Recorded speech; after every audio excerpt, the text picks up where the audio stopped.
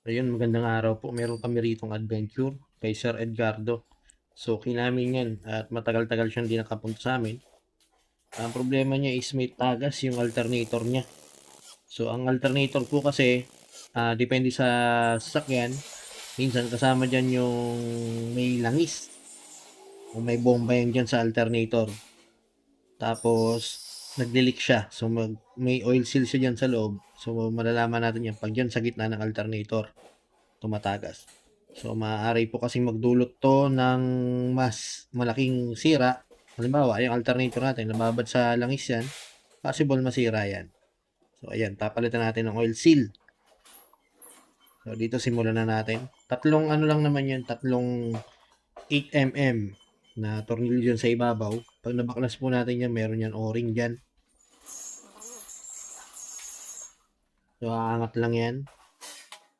So, pagka mga ganyan, no, minamarker na natin, alam nyo naman, medyo tumatanda na, medyo makakalimutin na. So, dapat yung posisyon, matandaan na. Ayan, no, minarkeran ni Joey.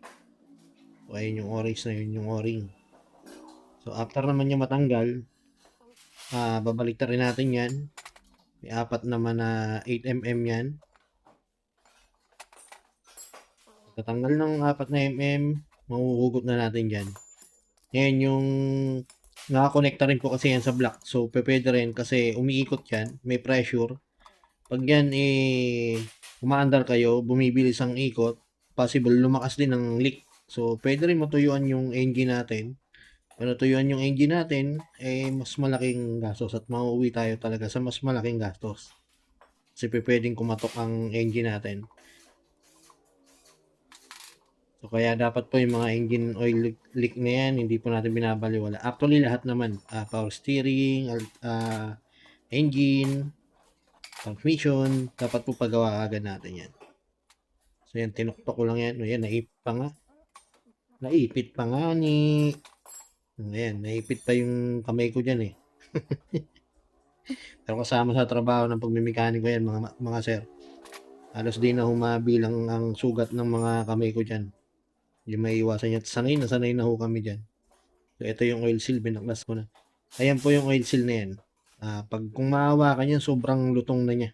At pinakita ko rin kay sir. So, 2 piraso ho yan.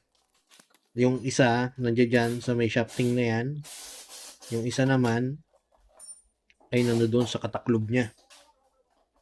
Yung shafting po na yan, pag may tama yan, hindi niyo papalitan ng oil seal yan o maglilik ka agad yun pag may tama na yun. Pero goods pa naman. Bilis na Joey magbuo. Hindi ko na na-videoan Joey yung oil seal.